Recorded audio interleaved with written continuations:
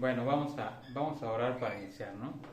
Padre, te damos tantas gracias por esta mañana, Señor, gracias por esta nueva oportunidad que nos das, Señor, de reunirnos en tu nombre. Te queremos pedir que tú hables a nuestras vidas de manera personal, que verdaderamente nos manifiestes tu amor, tu fidelidad, Señor, y que nos guíes de acuerdo a tu voluntad en el proyecto que tienes para nuestras vidas. Te pedimos que te quedes con nosotros en este tiempo.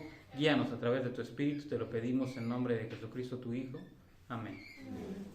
Bien, pues vamos a continuar con nuestro estudio de Primera de Juan. Vamos a abrir nuestras Biblias en Primera de Juan, capítulo 4, y vamos a leer de los versículos del 17 al 19. Primera de Juan 4, del 17 al 19. Ya andan por allá.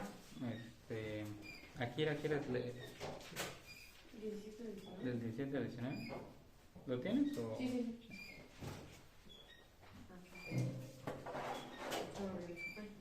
Primera de Juan. Primera de Juan, ¿qué?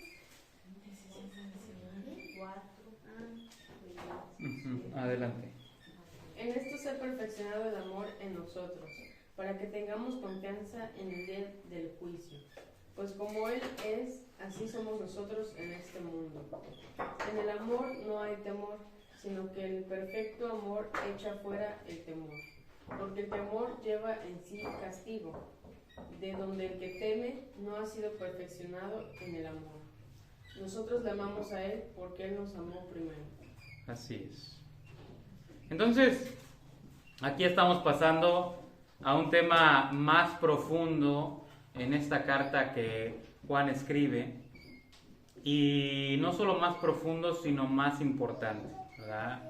Estuvimos hablando acerca del amor hacia otras personas, estuvimos hablando acerca del amor hacia otros hermanos en Cristo, y ahora vamos a hablar del amor que tiene el creyente hacia el Padre, hacia Dios, ¿verdad? Porque a la conclusión a la que llega Juan es de que no podemos amar a nuestro prójimo, a nuestro hermano, a menos que amemos a nuestro Padre Celestial. El amor que podemos tener por aquellos que han sido redimidos por Cristo viene del amor que le tenemos a nuestro Padre Celestial, porque su amor se derrama en nosotros. Entonces, a través de este amor, Dios quiere perfeccionar en nosotros su amor y nuestro amor hacia Él. La palabra perfeccionar lleva en sí la idea de llegar a una madurez, la idea de llegar a una plenitud, ¿verdad? El apóstol Pedro dice en 2 de Pedro 3:18 que hay cosas en las cuales tenemos que crecer, ¿verdad? 2 de Pedro 3:18.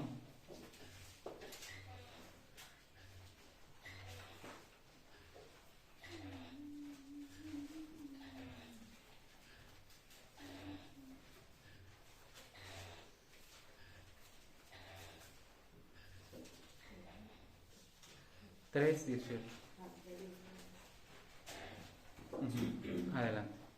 Antes bien, creced en la gracia y en el conocimiento de nuestro Señor y Salvador Jesucristo. A Él sea gloria ahora y hasta el día de la eternidad. Amén. Así es, entonces Pedro dice que tenemos que crecer en gracia y en conocimiento. Y a esto el apóstol Juan le añade que también en amor hacia nuestro Padre Celestial, ¿verdad? Y debemos de hacernos la pregunta para poder entender este amor. Ok, ¿cuánto nos ama el Padre? ¿Verdad?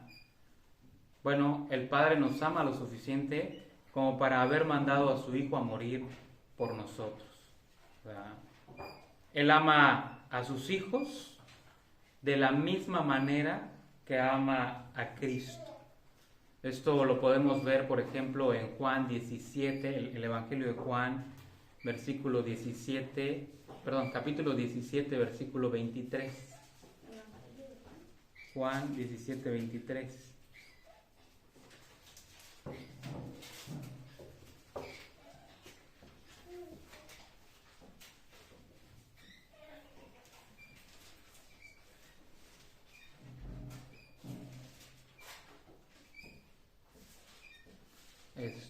¿Lo tienes, Joshua? Yo en ellos y tú en mí, para que sean perfectos en unidad, para que el mundo conozca que tú me enviaste y que los hayas amado a ellos como también a mí me has amado.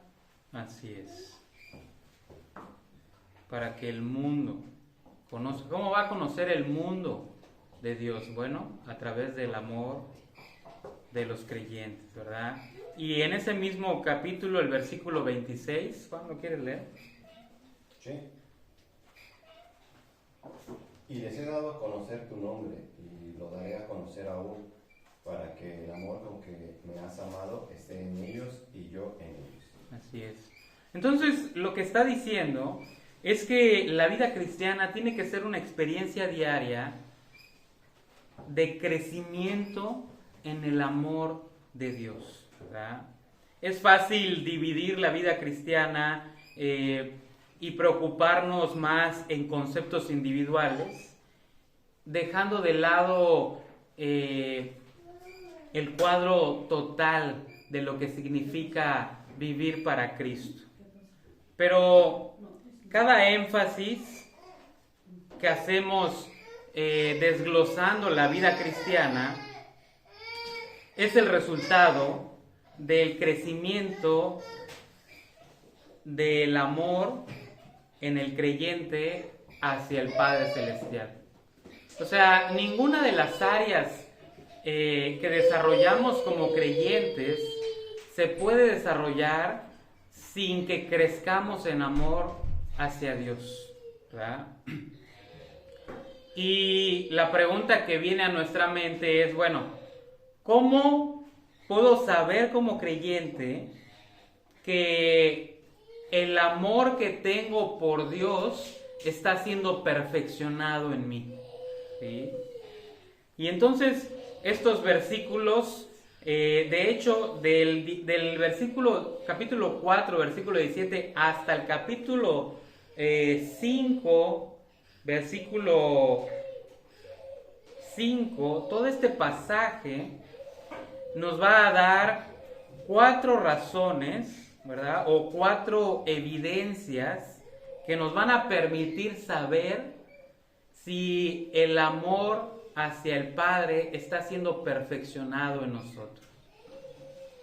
El día de hoy vamos a ver una de los versículos que acabamos de leer. La primera evidencia es que tenemos confianza, ¿verdad?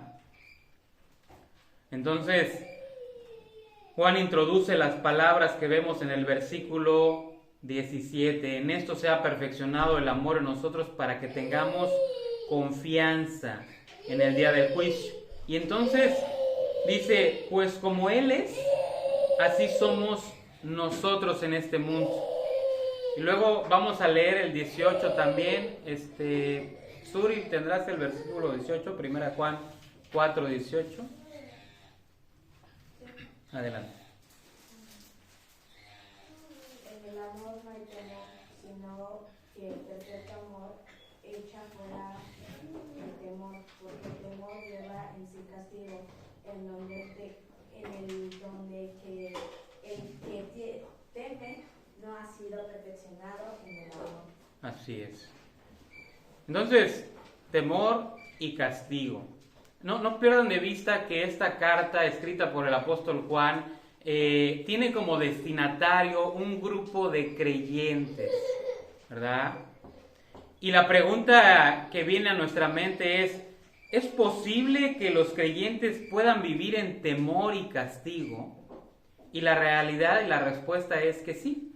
Desafortunadamente, muchos creyentes que profesan ser cristianos pueden experimentar día a día temor y castigo. ¿Cuál es la razón de que experimenten este temor y este castigo? Bueno, la razón es que no están creciendo en el amor de Dios. Entonces, un creyente que experimenta el perfeccionamiento del amor hacia Dios, crece en su confianza en Dios. Ya no tiene temor de castigo, sino que el temor que tiene es un temor reverente, no por miedo al castigo, sino por respeto hacia Dios. Es un hijo que respeta a su Padre Celestial, no es un prisionero que tiembla frente a un juez porque va a recibir un castigo. ¿Sí notan la diferencia? Esta es la diferencia que marca el caminar de una vida cristiana sana. ¿Sí? No me comporto de tal manera porque tengo miedo a las consecuencias. Ay, es que si hago esto, Dios me va a castigar. No es ese temor. ¿Sí? Porque realmente Dios no tiene ningún plan de castigarnos. Él quiere salvarnos. ¿Sí? Él nos ama. Y entonces el temor que se debe de producir es que yo anhelo vivir de una manera piadosa porque quiero agradarle a mi Padre. No porque tenga temor a un castigo, sino porque tengo un amor por sus principios. ¿Verdad? Es un contraste claramente marcado. Entonces, si las personas tienen miedo, se debe a que son perseguidos por cosas del pasado, o porque algo del presente les molesta, o porque algo del futuro los amenaza, o quizás una combinación de las tres cosas, ¿verdad? Pero como creyentes en Cristo, no debemos de tener temor al pasado, ni al presente, ni al futuro. ¿Por qué? Porque hemos experimentado el amor de Dios y este amor se va perfeccionando en nosotros todos los días. Dice Hebreos 9:27.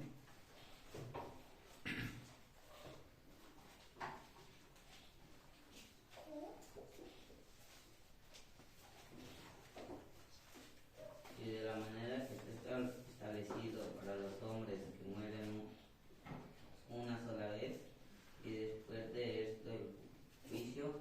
Así es. Entonces, después de la muerte viene el juicio. Pero como creyentes, no le tememos al juicio, porque Cristo nos ha sustituido, ha sufrido el juicio por nosotros en la cruz. ¿Verdad? Por eso el apóstol Pablo puede decir con toda seguridad en Romanos capítulo 8, versículo 1,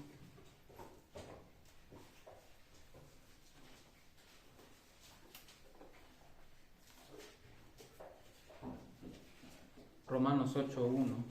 Ahora pues, ninguna condenación hay para los que están en Cristo Jesús. Entonces, si tú estás en Cristo Jesús, el juicio para ti no es cosa del futuro, sino es cosa del pasado, ¿verdad?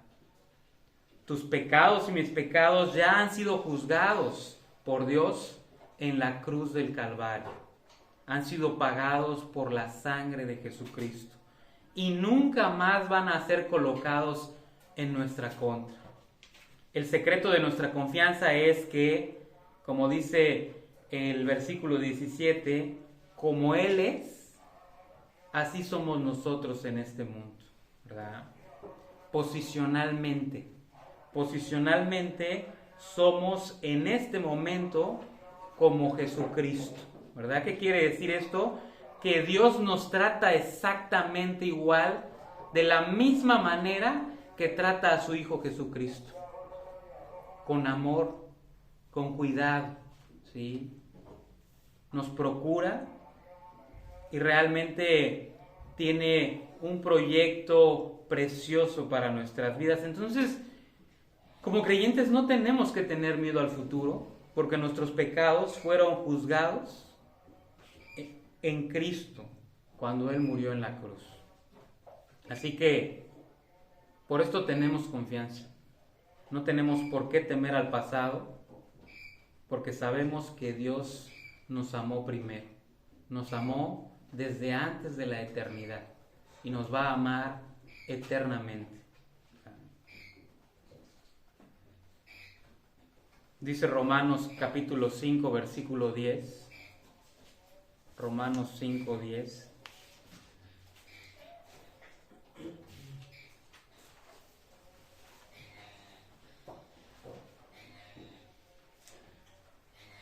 Porque si siendo enemigos fuimos reconciliados con Dios por la muerte de su Hijo, mucho más, estando reconciliados, seremos salvos por su vida. Así es. Entonces, si Dios nos amó cuando estábamos fuera de su familia, cuando estábamos desobedeciéndole, ¿cuánto más nos va a amar ahora que somos sus hijos? No hay necesidad de tener miedo ahora en el presente, porque el perfecto amor echa fuera el temor, ¿verdad? Entonces, a medida de que crecemos en el amor de Dios, dejamos de tener miedo a lo que Él va a hacer. Ya no tenemos miedo. ¿Por qué? Porque ahora somos parte de la familia de Dios. Ahora, hay un temor a Dios que es un temor correcto, pero ese temor correcto a Dios no produce castigo, ¿verdad? Imagínate todo lo que va a sufrir una persona que no es salva en el día del juicio. Va a ser una pérdida terrible. Pero nosotros como creyentes tenemos confianza. Al enfrentar la vida presente y al pensar en lo porvenir, porque no hay ninguna situación en el momento presente que se compare a la terrible gravedad de experimentar el día de juicio sin Cristo.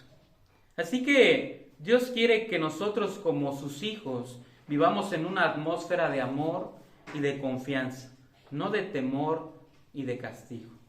No hay necesidad de que le temamos a la vida o a la muerte, porque estamos siendo perfeccionados en el amor de Dios todos los días, constantemente, ¿verdad? Por eso es que podemos ver, por ejemplo, en Romanos 8:35, Romanos 8:35,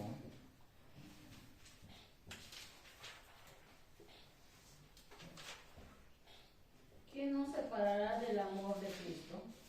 ¿Tribulación o angustia o persecución o hambre o desnudez o peligro o espada? Continúa hasta el 39. ¿Cómo está escrito? Por causa de ti somos muertos todo el tiempo. Somos contados como ovejas de matadero.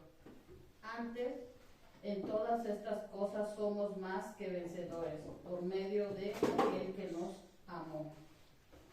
Por lo cual estoy seguro de que ni la muerte, ni la vida, ni los ángeles, ni los principados, ni los potestades, ni los presentes, ni los porvenir, ni lo alto, ni lo profundo, ni ninguna otra cosa creada nos podrá separar del amor de Dios, que es en Cristo Jesús, Señor nuestro. Así es. Nada puede interponerse entre nosotros y el amor que Dios nos tiene, ¿verdad? Muchas veces creyentes inmaduros oscilan entre el temor y el amor, pero conforme vamos madurando, el amor de Dios empieza a reposar de una manera constante en nosotros. Entonces empieza a crecer nuestra confianza delante de Dios, y esa es una de las primeras evidencias de que nuestro amor a Dios está madurando, en que mientras más pasa el tiempo, más confianza tenemos en Dios, ¿verdad?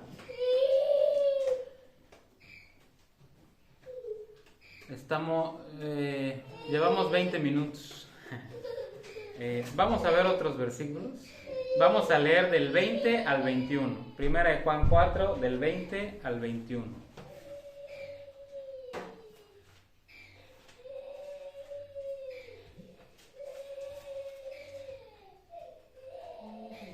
Sí, Akira.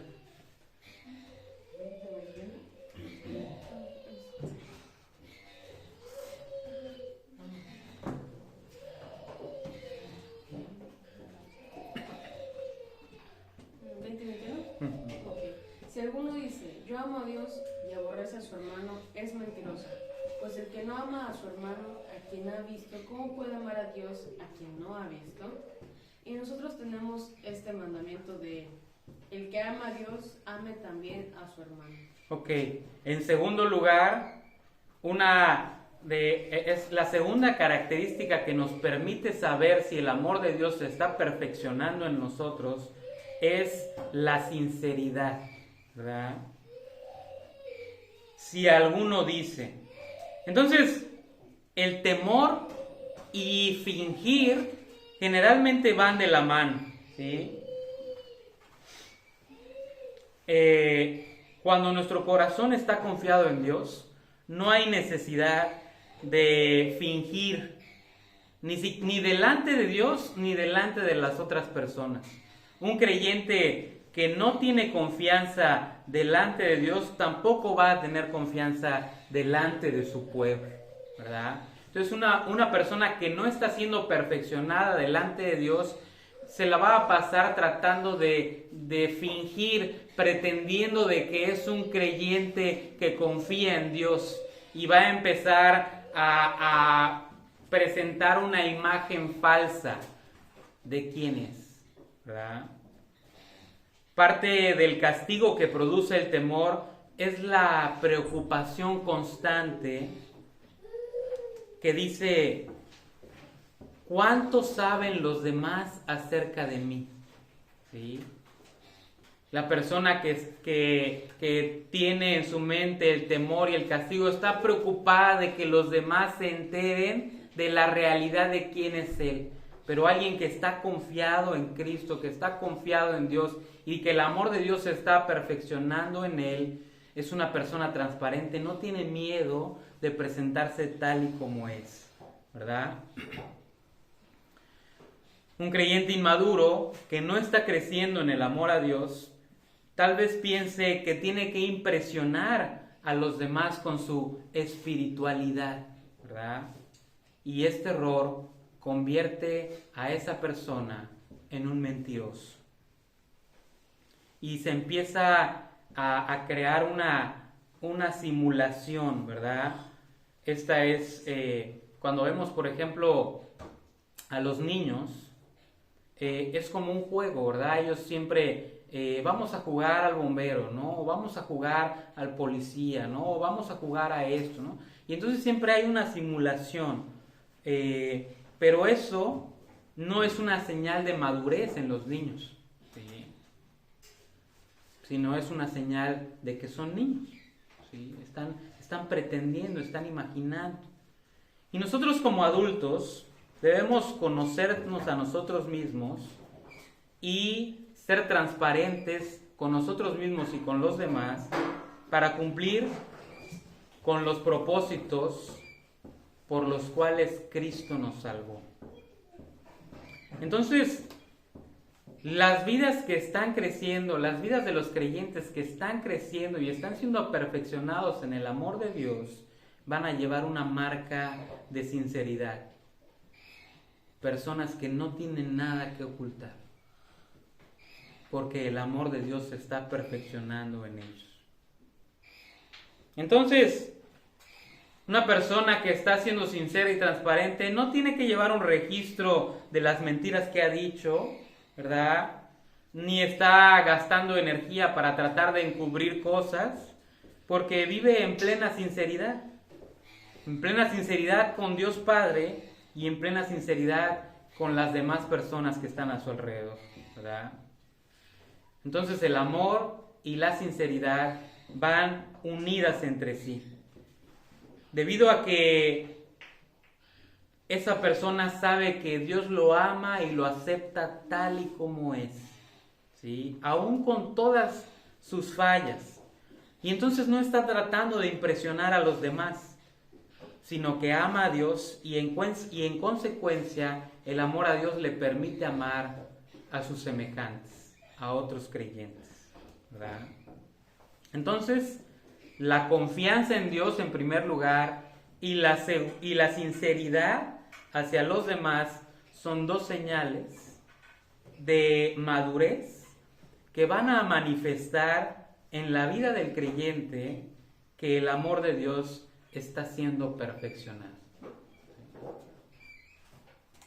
Más adelante vamos a ver las otras dos, ¿sí?, que están en el siguiente capítulo, pero aquí le vamos a dejar, ¿verdad? Entonces, esto nos va a permitir ver cómo Dios está trabajando en nuestras vidas y si verdaderamente el amor de Dios se está perfeccionando en nosotros, ¿verdad? ¿Estamos confiados? ¿O tenemos temor del pasado? ¿O tenemos temor del presente? ¿O tenemos temor del futuro? ¿Estamos siendo sinceros? ¿O tenemos temor de lo que la gente vaya a pensar de nosotros?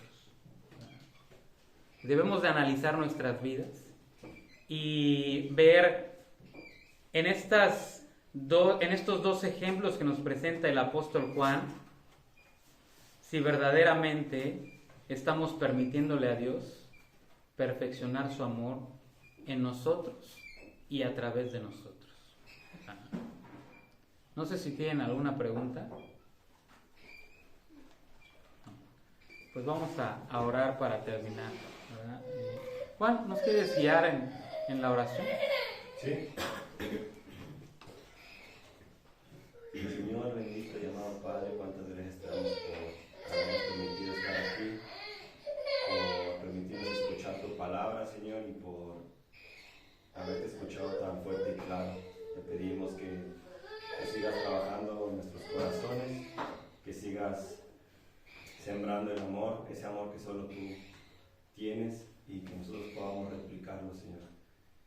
Líbranos de pretender, líbranos de aparentar, y llévanos realmente a amarte y amar tus caminos. Llévanos a seguirlos de forma correcta y agradable a ti, Señor, pero sobre todo llévanos a multiplicar este amor. Llévanos a dar testimonio de tu nombre, primeramente con nuestras familias y con la gente que nos rodea, Señor. Llévanos a ser testigos fieles de quién eres, de que existes y de que quieres llegar a todas las personas. Bendice a la iglesia, bendice a las familias aquí representadas, Señor, y bendice también a nuestros seres queridos. Gracias te damos por todo esto, Padre, en nombre del Señor Jesucristo. Amén. Pues gracias a Dios